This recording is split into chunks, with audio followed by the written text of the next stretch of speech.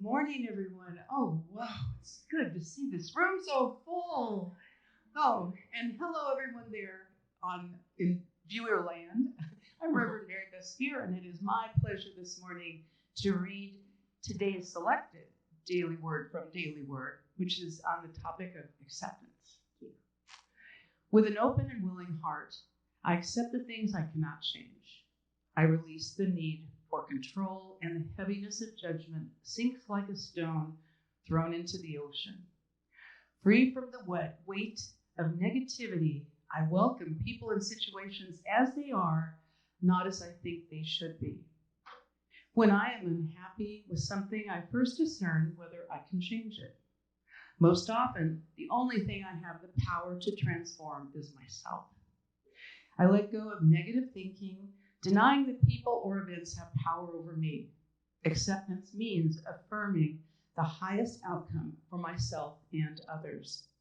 I take responsibility for what is mine to do, and then I release the result by letting go and letting God.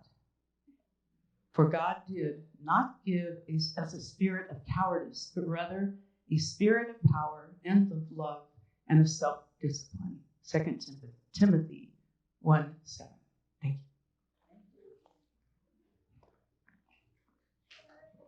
you. That's fun.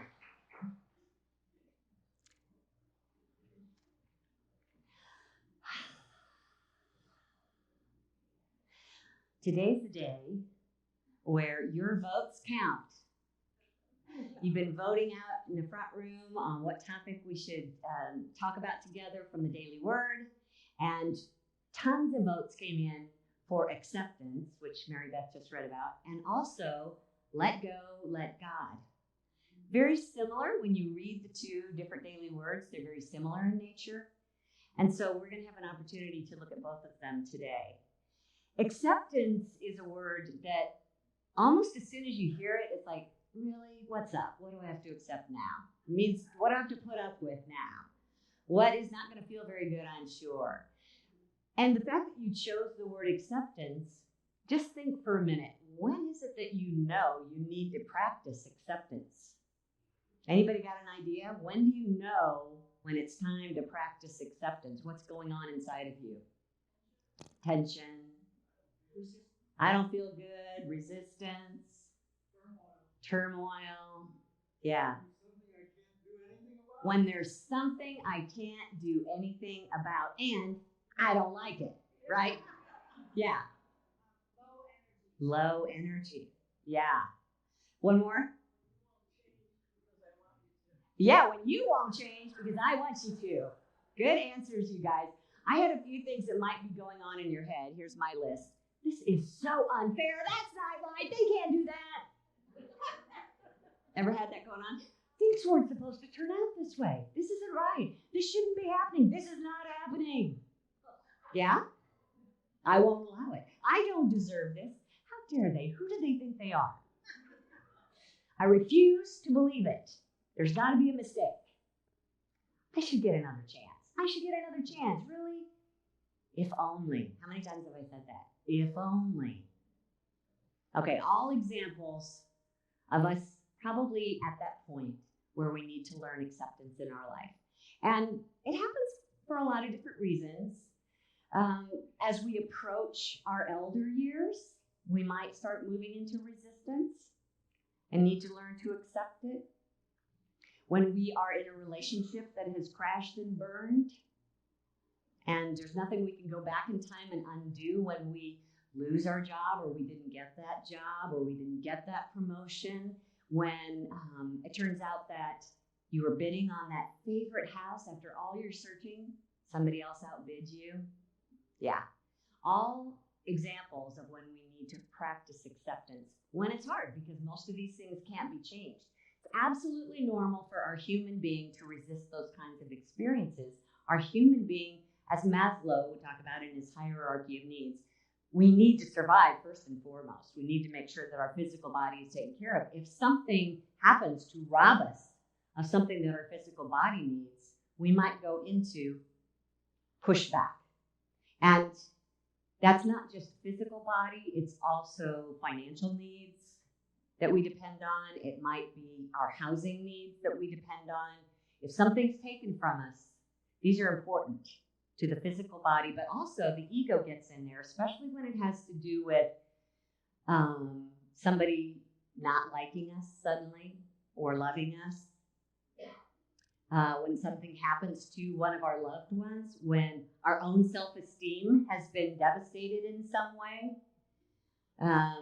Typically, the ego gets really busy and resistant when its freedom is being deprived. So I know we've all experienced it. And the ego's job, number one job, is to regain control. Just keep it in the status quo where everything is going my way. And we know it doesn't always work out that way. Typically, the ego is not a fan of acceptance. It's not on our radar because acceptance to the ego, we've been taught, means you're a weakling. If you accept this, someone will just take your good from you. You can't allow that. If you accept that, it means that you're going to lose out, or you're not enough, or there's not enough, or I'm not good enough. There's all kinds of reasons to push against acceptance. And we don't really learn what acceptance, let me back up. When we can't change something, if we don't learn to accept it, that's when we just run into the wall. Some of us know what that feels like energetically. Think about grief and how that feels. When a loved one has passed and there's nothing you can do about it, you feel that heavy energy. When you're angry at someone for something they did that can't be stopped now, think about what you feel like when you're in a strong conflict with someone, when you're being abused, when you've suffered a major loss of some kind. That energy in your being is low and slow. And this resistant energy is, if we maintain it, it's what lines us up with more of what we don't want. That's the law of attraction working against us because we're doing it to ourselves. We're building this wall between our ego and our spirit, so that if we keep practicing this resistance, over time we just become more stiff and lifeless, and then the world responds in like kind to that. We lose our opportunity for life because we won't step back from resisting and rethink this. The law can only reflect to us, that law of attraction, that law of cause and effect, can only reflect back to us what we are sending out. So at some point we get to, why are you doing this to me? Blaming it on God, right? Something that Sonia Choquette wrote that I think is so helpful up here on the screen. She said, God is not trying to teach you anything when life is difficult. The Creator only recognizes your divinity. Instead, you're instructing yourself to become aware of your sacred essence, and you're learning this in the theater of human experience. So just look at that for a minute. You are instructing yourself. Think of it as an opportunity for your higher self to show you what your lower self is doing that needs to be healed. And it's an opportunity for you to know more of who your sacred essence is. And the fact that you've chosen these topics, acceptance and let go, let God, means that you have learned that there are some things that can't be changed. Now we just have to learn how to deal with them in such a way that we're not just devastated for the rest of our life. I mean, it can be simple things. I mean, some of us may still carry around those moments in high school. High school is such a, part of our life is just a lot of things happen for the first time to us and get stored, and then we carry it around. So maybe you're on the baseball team, there's 9 innings, you're at the 3rd out, you're up to bat, and you have the opportunity to win the game or lose it. Of course, you strike out. Well, you're going to carry that around and resist it for the rest of your life. Are you? Are you? And then there's simple things that we resist and refuse to accept. When my dog threw up for the 4th time this past week, I just really, and just when you're going out the door, you can't do anything about it now except stay and clean it up. So what is happening where you're stuck?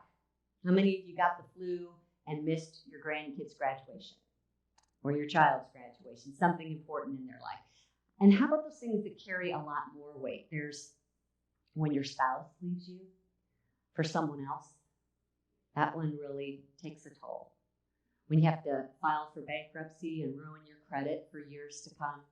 There's no going back on that when a good friend has died of cancer. When your child actually might be suffering with addiction and you realize, I can't fix this.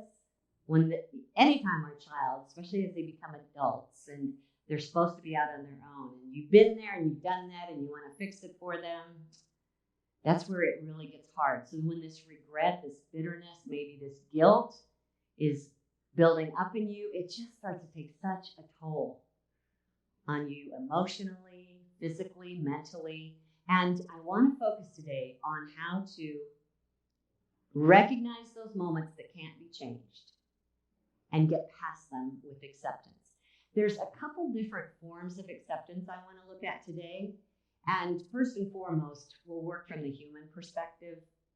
It's important to realize that this all gets started as something that needs to be accepted because we have resisted it long enough and done it with such emotion that it has now made its home in our subconscious.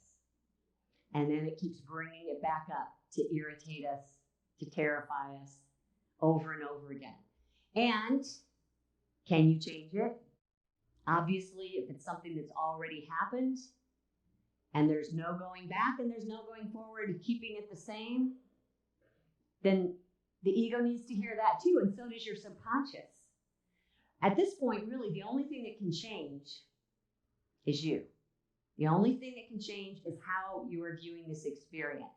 So we're talking about seeing where we played a part in this. What do I need to take responsibility for? Where can I make amends? How many of you are doing the Monday Morning Metaphysics with Reverend Mary Beth?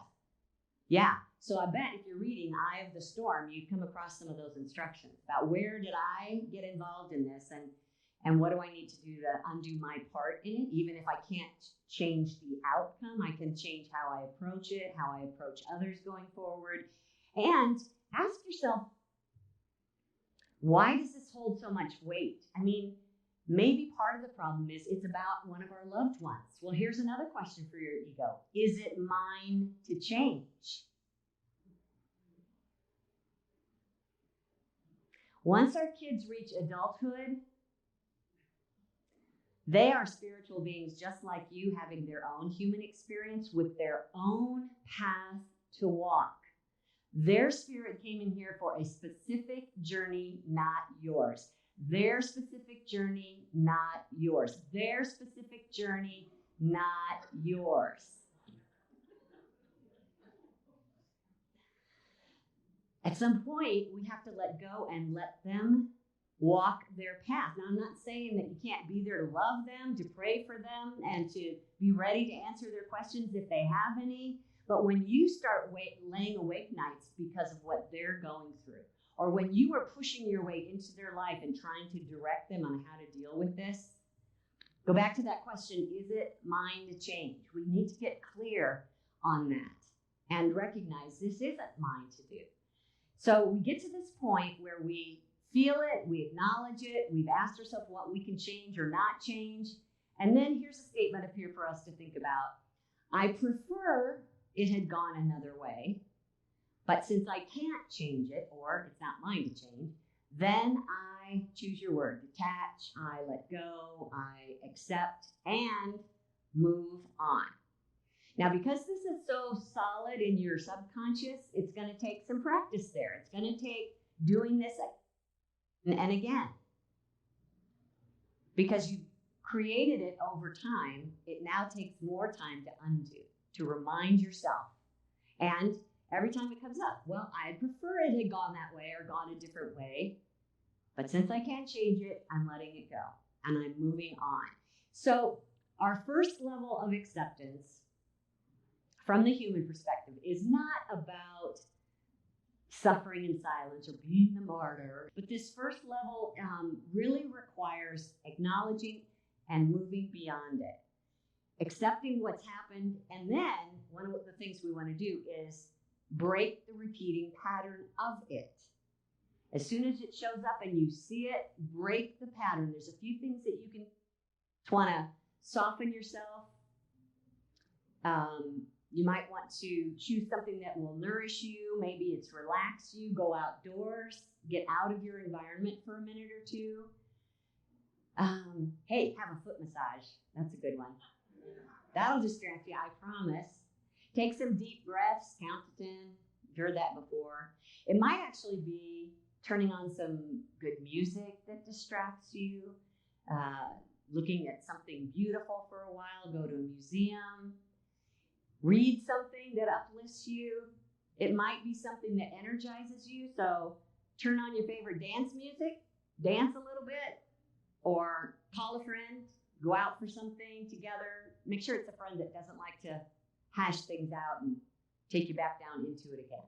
So one of the things that this licensed therapist, Iris Waichler, said, if you don't take the opportunity to develop, change, and grow from a negative experience, regret can become all-consuming. Identify why your regret is so profound and how it reveals more about your personal values and feelings. Doing so can create greater self-understanding, more meaning, and purpose. So the first level of our human acceptance is ultimately trying to get to a neutral emotion. A neutral emotion. When you think about it, when it pops up again for the 100th time, it doesn't grab you by the throat any longer. That means you're getting there, that first level. And everything that we just talked about is mostly addressing the problem. So here's where we go to our second level of acceptance. The first level is necessary. If we don't get to the first level, we can't get to the second level. I'll show you why. But the first level is necessary in order so that you can get to the second level and then keep going into that level where the gifts are. The second level is coming from the spiritual perspective. While we're accepting the problem in the human level, from the spiritual level, we're accepting the truth. Accepting the truth. The truth, not the truth about the problem. Well, it is sort of, but the truth about God in the midst of this problem. This is where we want to move into our spiritual state of being. So we're talking about let go and let more come through. This true acceptance is accepting the truth of God. 3 different ways we can do that up here on the screen. And the first is to accept the power. We talked about that. Only one power. So when you're facing something that feels like someone else has power over you and has taken your good, you remind yourself there's only one power in this universe. And it's the goodness of God. The very nature of this universe is love. The very nature of this universe is meant to be working for us. If we allow it. That's the thing about being in the truth. We have to allow it. So we're talking about recognizing no one else has power over me here. No matter how much that hurt, how much I missed that, there is still a power of good working in the middle of this that I can be an expressor of. And secondly, we want to accept the one presence. When we do that, we remind ourselves nothing can be taken away from us because everything at the ground of being is God. Everything is spiritual energy. And so everything we might have lost financially can be replaced with the infinite presence of God's spiritual energy. One presence, the source of every need. It's not your job or your paycheck or your 401k that just crashed. It's remembering your true source of good, allowing that to replace what was lost. And then finally, that was weird. I have to think about that one. All right, so finally, accept your own spiritual identity. I am a spiritual being. And that means as a spirit, I am never hurt. I am never sick. I am never afraid. I am never depleted. If we could just meditate on that on a daily basis until it becomes so real to us that nothing gets in our way of our good. To recognize that I am already eternal, I'm already wise, and loving, that any answer I need to deal with this is already within me, that I'm basically an extension of God's infinite good, and nothing can keep me from that. So when Jesus said, in this world there will be tribulation, but take heart, for I have overcome the world, he wasn't saying that means that we're going to undo that divorce or we're going to undo that bankruptcy. But I think what he's trying to point out is that even in this physical dimension, we have an opportunity to see this from a spiritual perspective and rise above whatever it is that's just tearing us apart. Something that Kurt Blackson wrote, he actually was facing, his mother had just received a terminal diagnosis, and it was just tearing him apart, as you can imagine.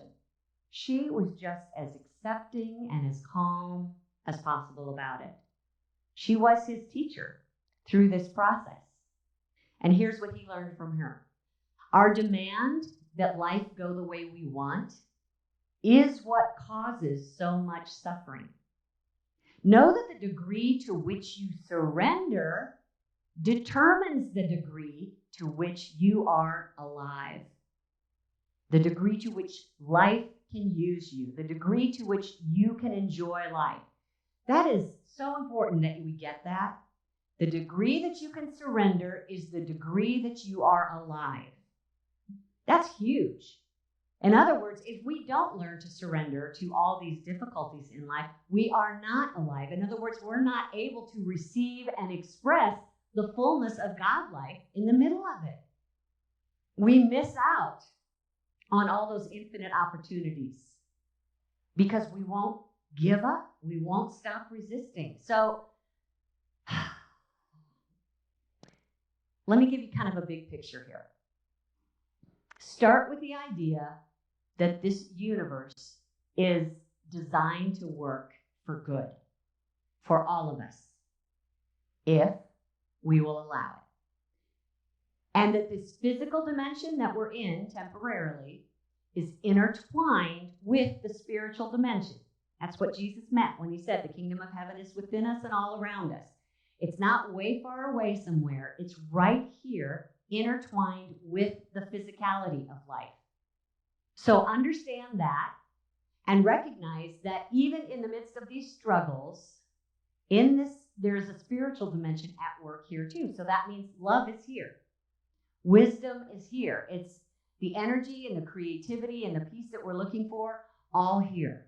Start from that premise that we don't have to go somewhere and nobody took it from us. But in order for us to experience it, when these troubles come up, we have to align with it energetically. Seek first the kingdom. So I'm asking you to think, you're going to have to learn this. Think, feel, believe, become the divine qualities that you are.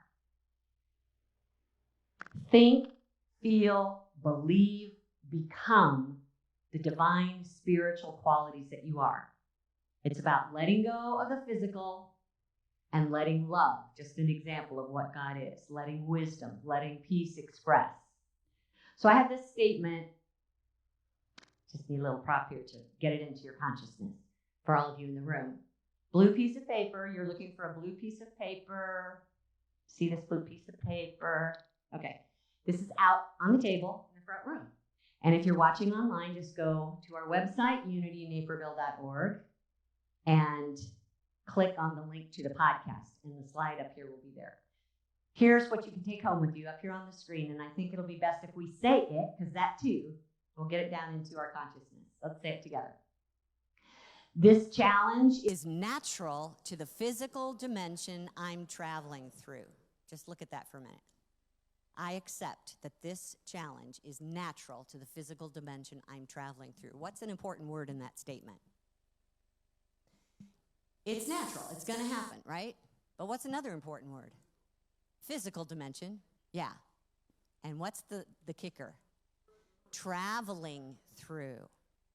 Traveling through. Now let's look at the next one. I am not. Let's start with I accept that. I accept that I am not a natural-born citizen. What do I mean by that? Our inherent nature is spiritual, not physical, not material, not physical dimension. That's another big one. We think we're so attached to this body and all the things of the world. That's not who we are. So we know that it's natural for the physical dimension to throw up problems our way, and also that I am not a natural-born citizen, which means I am not subject to what the natural world wants to offer. Okay, the next one is I accept that. I let go of the limitation of this experience, and I can do that because I'm spirit, and nothing touches spirit that brings it down in any way. Okay, let's just keep reading as it says. Instead, I let God be God as me, through me, in me, an extension of God. And the next one together. I accept the highest good that is here for me. Are you ready? Are you willing? Okay, and the last one. And I allow it to flow with clarity, ease, and abundance. So let's start from the top. I accept. I accept that this challenge is natural to the physical dimension I'm traveling through, just visiting. I am not a natural-born citizen. I let go of the limitation of this experience. Instead, I let God be God as me. I accept the highest good that is here for me, and I allow it to flow with clarity, ease, and abundance. Now that's something for the ego to chew on, and you might have to say it 8,472 times before it starts to sink in. But as you're going to bed at night and you find yourself wanting to drift back to that problem that you can't do anything about, grab your little handout and read it again. Take it with you to work, put it in your car. The goal here is to learn a complete acceptance of truth over whatever has happened in this error consciousness world. And do our best to align our energy, our beingness with the Spirit of God. So we let go and let love. Just meditate on the energy of love, just pure, purified, loving energy of God. Sit in that for a while before you go to sleep, when you wake up in the morning. And remind yourself, this is all there is. There is only love. We sing that song because it's true. There's only love. When you are neck deep in an argument with someone and you start to notice what you're doing, maybe you're caught up in that same old thing that we should have learned to let go of a long time ago, just ask yourself in that moment, what of this can I let go of? What part am I playing in this that I can let go of, that I can take responsibility for? And mostly, how does love see this? How does love see this? And can I look at it through those same eyes? I love the power of how love works in this. Up here on the screen, Sonia Choquette said, love recruits support and enthusiasm from every corner of the planet and the universe. It's also the secret to charismatic power.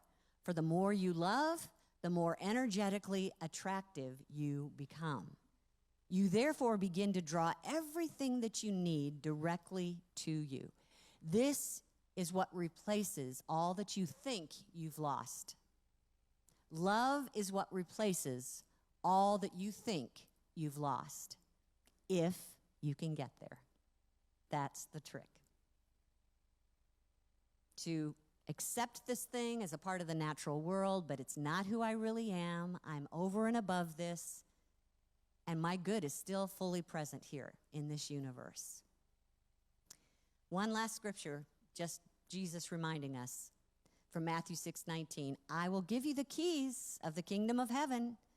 Whatever you bind on earth will be bound in heaven. Whatever you loose on earth will be loosed in heaven. Just saying. Just saying. Okay, how about we take some time in the quiet for this? An opportunity again. That's a good way to accept. Start with a big old deep breath. Gets us centered, takes us away from the problem and into the present moment. Where if someone is not beating you up physically, this present moment is our chance to find a new way. So let's get centered.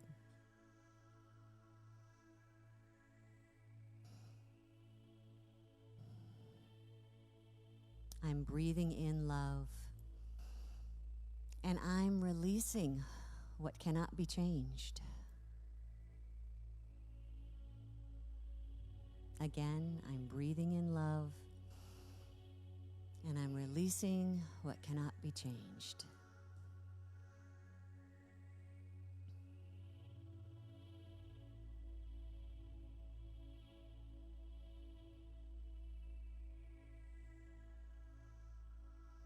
I am centering myself in a presence that is working for me.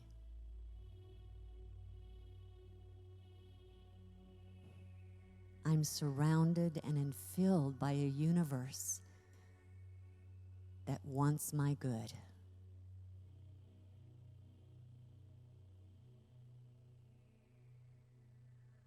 This loving universe is working for my good.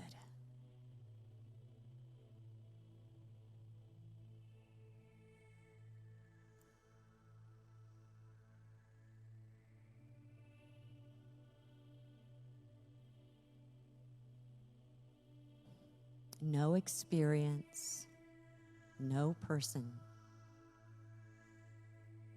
can keep me from this good.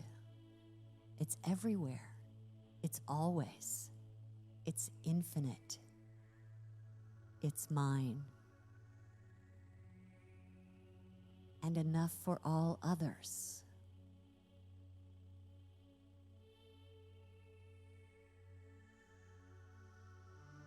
I release my need to control this person.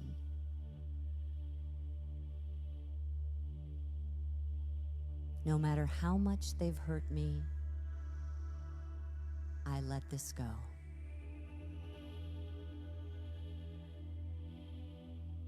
For my good rests in love. Love is for my good.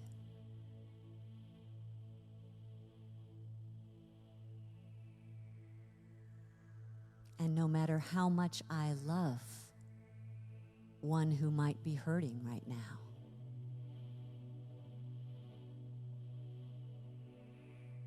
I release my need to push against it or to fix.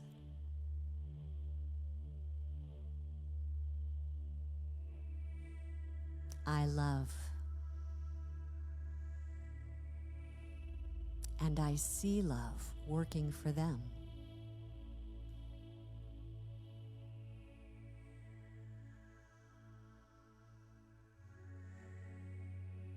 I know that this presence of goodness can never be depleted, and my loved one can never be deprived of it.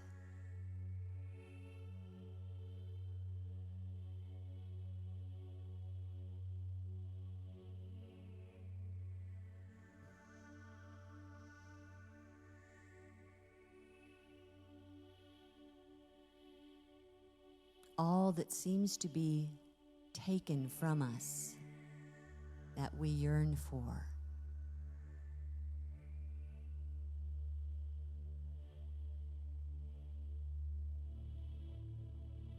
is fully provided in this presence of divine energy. I let go of the past, thing, relationship, money that was taken or lost. And in this now moment, I see that this divine substance is here to provide for my good now, to become my heart's desire now.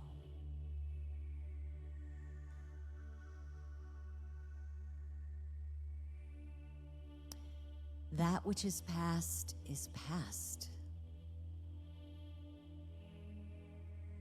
What can't be changed, I release. I create good now in this moment.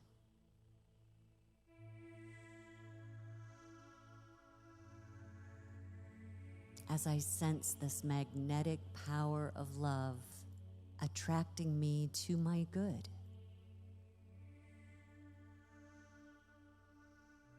I hold that truth for all those beings that I care for and for all humanity.